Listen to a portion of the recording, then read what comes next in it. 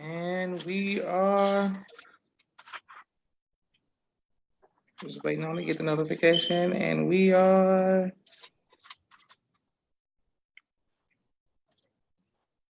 I'm a little bashful too, Josh.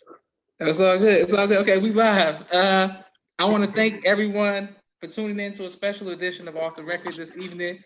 We have a very special guest with us, Curtis Muhammad, who's from Chicago. Who, man, I just want to thank you for taking time out of your schedule, your busy schedule, to spend some time with us on Off the Record this evening. Oh, no problem. Thank you, brother. Thank you for having me. Yes, sir. Appreciate it. My sister Mimi says, peace, peace, Mimi. Thank you for tuning in. Everybody who's watching, thank you all. Okay, so Curtis, the first question we want to ask you is, when did you first hear the teachings of the Most Honorable Elijah Muhammad? The most honorable, I first heard the teachings in, I want to say around 1980, 81, 82. When I was like 5 years old. That's when I got introduced to the teachings of the Most Honorable Elijah Muhammad. Okay. That I can remember around 80, 82, 81, 82. Okay. So I was like 4 or 5. Yes, sir. When did you? What made you want to accept when you got old enough to get registered and do all of that? What made you want to accept the teachings? Actually, what made me want when I got older, that really wanted me to accept it was I kind of the brotherhood, and actually your father, he played a big part in it. Me want to accept the teaching as I got older. Okay, yes, sir. What was it like? Your father was like a mentor, a godfather to us. He was like another father to us. Okay, now when you say us, Curtis, can you explain some of the people that you went to? Me, Muhammad, and Marvin. Okay. Yes, sir. He kind of adopted us and took us up under his wing when we was like 15. So yeah, he gave us our own name because it was like the F team, then you had the E team, then he gave us, we was called the A team. Okay, cool. Okay, I didn't know y'all was the A team. Okay, Curtis, people saying they can't see you, they can't see your face, bro. Oh, I'm sorry. Okay, yes, sir. I'm a little bashful. It's all good. It's all good. So now on the A team, it was you. So it was like A1, A2, A like that. Yeah. It was me.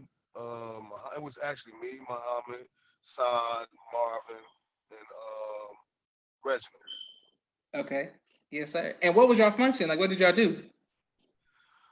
Oh man, we did a lot of shit. We basically did everything the E team did. We traveled with them. We traveled around with the minister. We went to all this. This when the minister was doing. This the early '90s now. He was doing lectures. Shit, 3 lectures a week. So we went everywhere. Consist of 92 to 96. Yeah, we went everywhere. Okay. Yes, sir. And what was it like going to MUI during that time period or coming out of MUI? What was that like? Well, going to MUI,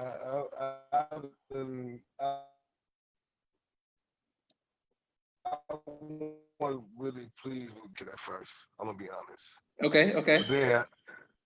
But then I kind of started liking it because we was taught our history, a lot of our history and stuff. So I always appreciated and I liked that the history, and because you don't learn, your history about yourself and blacks, our people, the original people. You don't learn our history in the public schools or the Catholic schools either. So yes, that was one of the Okay, now yesterday I did an interview with my sister and I told her I was younger than you all, but my experience at MUI was kind of rough because I was getting beat a lot. Did you all get spanked or was that just with my Oh time? yeah, we was shit. Yeah, we was like the we we was the reason Brother Dennis came to that school because we Mm, started off because we didn't really have a dean there, have a mm, dean in that school. mm. But we was real bad, and then Brother Dennis he was just actually dropping his son off to the school. This is how he became the dean. He was dropping his son off to the school. He saw how we was in the school, and Mm. then he just like, oh, okay, no. So I guess he quit his job, and he quit his job, and he became the dean of the school. Just because he saw how we was acting in the school, we was acting all inappropriate, we was wild, man. Okay. Coming from public schools. Okay. Now did the beating did that stop y'all once y'all started getting hit? Like did that make y'all disciplined or no? Did it work or no? Shit. Uh, no, not really. We still, we still, we still. What stopped us was when basically we started changing when your father actually cuffed us and put us up under his wing. That's when our behavior started changing, and we started getting in accordance with what's going on, what we had to do at the school. Okay, I'm glad you said that because I'm gonna tell my dad. I told him I said all them beatings. Shit, everybody who got beat, we was bad. We was still bad and ain't do nothing. Right. Okay, so brother Michael from Chicago, he says brother Michael, he was with you all too. He worked in the office. This is Sister Wanda and brother Clifford's son. He said he was with y'all too. Yeah, Michael Merriweather. I know Michael Merriweather. I know who Yeah. that is. Okay. Yeah. Classmate. Yes, sir. He said the boiler room. I don't know what that means. He just put boiler room. Oh yeah, the boiler room was consistent. I'm sorry. Can you see me? Yes, sir, I can see. Yeah. The boiler room was something that was a whole nother level. That wasn't even a part. You had to do something to the extreme to get the boiler room. Muhammad and Sajideen. They are the first people to ever witness that the boiler room. They was the first victims to the boiler room. Muhammad and Sajideen. They was the first victims to the boiler room. And Sister Shelby, grandson, Frederick, the director. She was the director of the MUI at the time when we was on that. Damn. I mean, I thought I had it bad. I ain't never go to the boiler room though. All right, yeah, that was the you got whooped. You had to pull your pants down and you got your ass. You got a real whooping on that one. Oh yeah, nah, no sir. So that was a one too. I experienced that one too, but I experienced it later on down the line. Okay. My sister Mimi said you all just probably needed something productive to do, more activities. Hopefully, there are extracurricular activities now. Thank you, Mimi. Yes, we know. We know that everybody shouldn't get beat like that. Right. Curtis, I had a question for you. As far as what was it like, as far as being, Brother Melvin's son? Did that add more pressure to you, or it was normal? It was normal. I mean, it was kind of normal. I mean, it worked. Some ways it worked for me, and some ways it, some brothers didn't take a liking to me. Probably because I don't know if they had something with my father. And then some brothers, they really took a liking to me. So it worked. It worked out. Yes, sir. Okay, now once you a gift and a curse, Okay, now I can understand that. Yes, sir.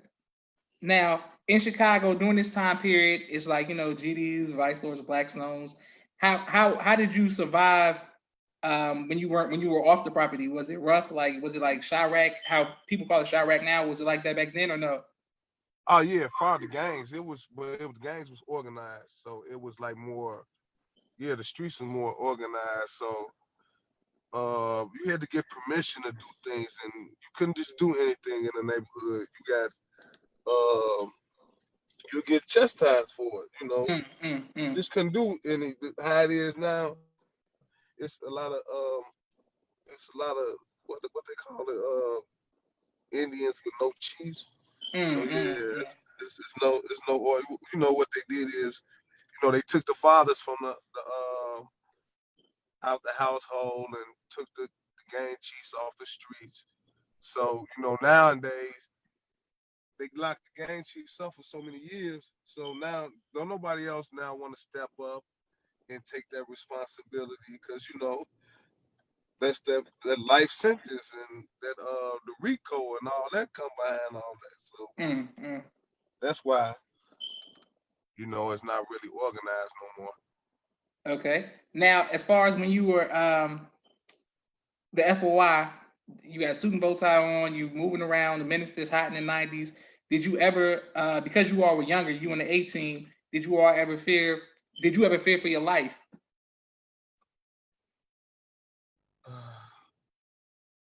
No, nope, not really. I just felt like, man, I was amongst the brotherhood, like shit.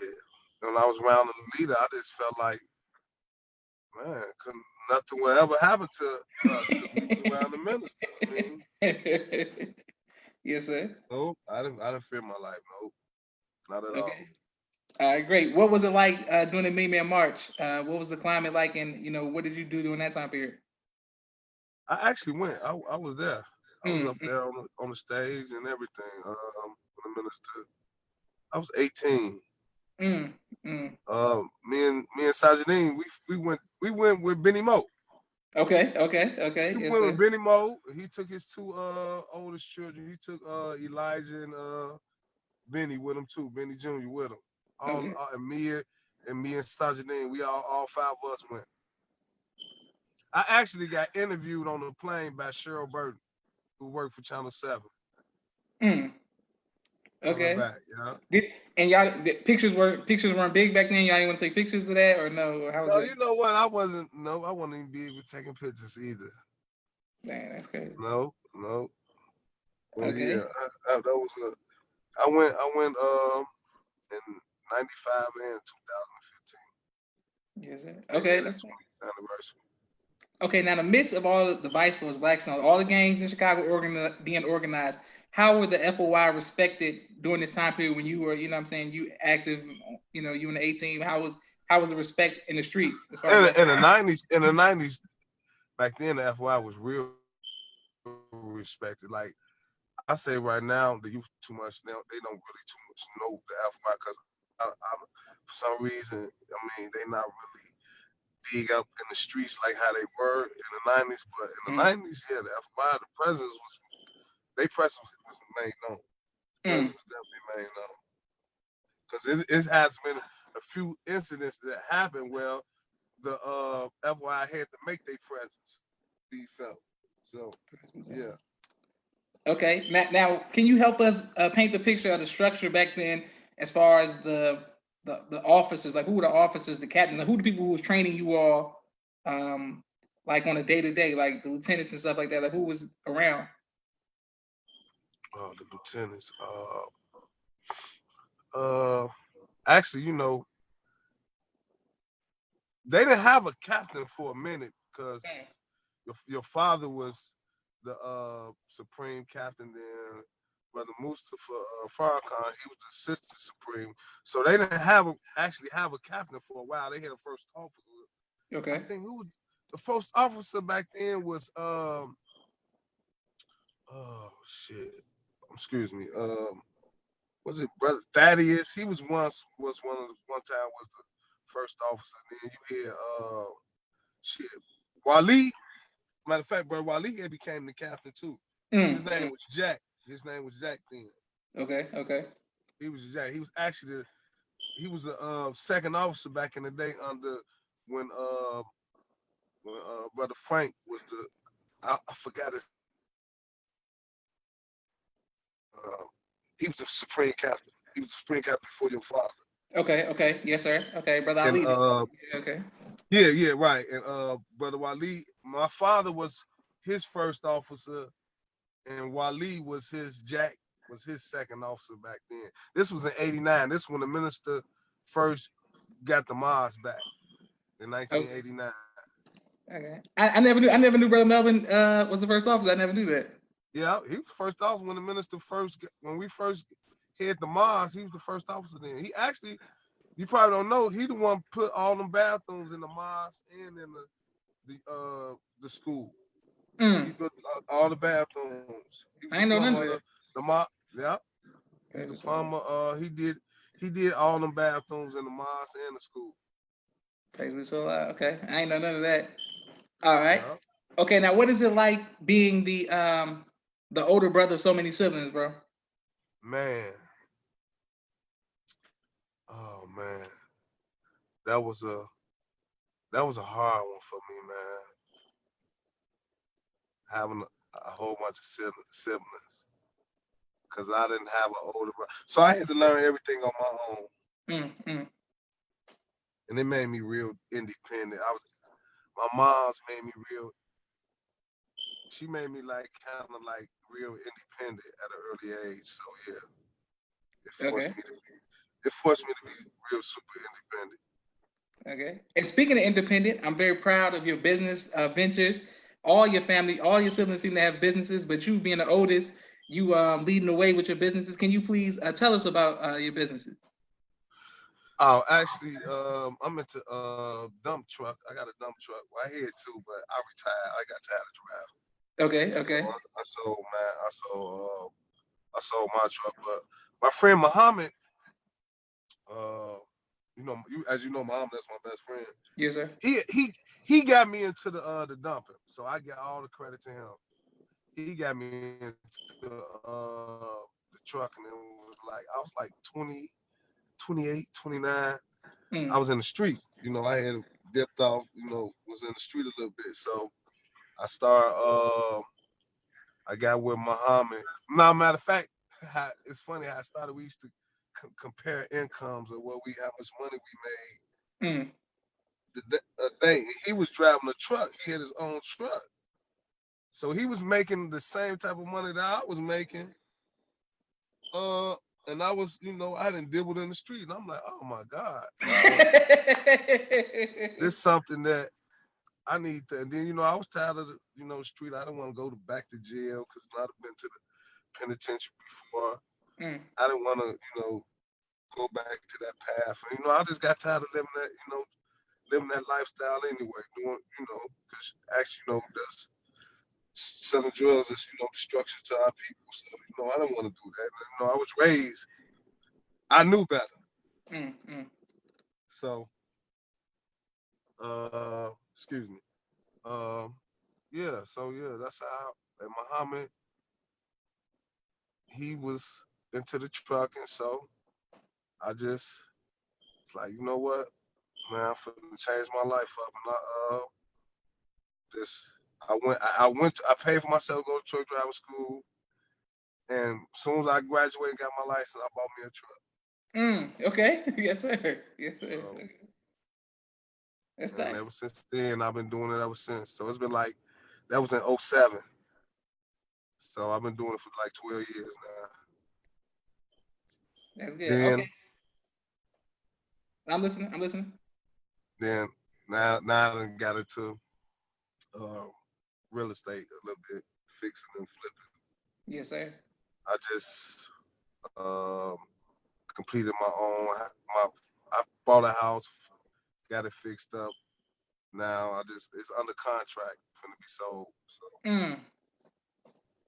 That's good, man, and that's inspirational to a lot of people who, who went to MEY, and also people who just, I'm sure the people who we looked up to you all yeah, so much to see y'all winning. That's inspiration for us. and I feel like too because it's a lot of guys in my neighborhood where I come be at and where I was at.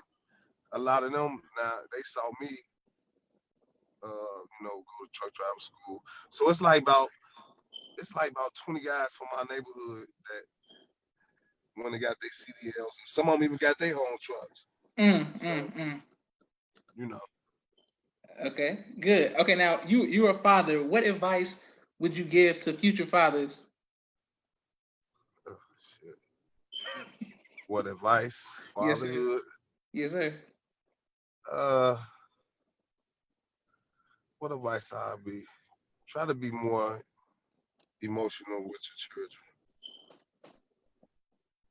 I mean, that was one of the things that I kind of lacked a little bit. So I kind of wish I was just a little bit more emotional with my children. Okay, yes, sir. And what do you do for fun? I mean, and affectionate, more affectionate. You said what now? What do you do for fun? What do I do for fun? Uh, shit. Not much, man. I ain't really go out. Okay. That's basically it. Yeah, I just go out. I'm not really no adventurous person. All right. All right. I mean, I'm saying I can see. Traveling. I like going out of town. Okay. I'm saying I see your sister jumping out of planes and stuff, so I ain't know. Nah, right. They got big balls. I mean, I'm sorry. I'm not doing nothing like that. I'm not adventurous like that. I told them they fearless for real. All right. So Okay. yeah. And what one? I got. Thank you all for watching too. I always ask all the guests, what do you want your legacy to be? How do you want people to remember you? What do you want people to say about Curtis? Oh man, my legacy. I just want people to just. I put my legacy to be that I put my peoples on. Yes, sir. Yes, I sir. bust I bust down some doors for my people to Yes, sir. be on. So make sure that my family, my loved ones, and just people in general. Excellent. Well, I want to thank everyone for watching. And Curtis, I want to let you know that, of course, me and my family love you and your family. But man, you, the A team, we thank you all for doing security on my dad. Make sure he was straight back in the day, and now Right. just doing big business moves. Now that's inspirational, I, man. I I just want to let you know too, man. Your father was a big inspiration to me, man. I love that man. He was a man. Your father was a great man, man. And you make sure you tell him that. I will. That I I, will. and he was a brother. I really, really looked up to him. Okay, thank you, man. I'm gonna let him know, man, because he loves the he needs that, man. It's always good to hear somebody say some positive things about him. So thank you. Yes, sir. Yes, sir. Yes, sir. All right, All thank you right. for coming on, bro. All right. Thank you, man. All right, so I'm like. Fun.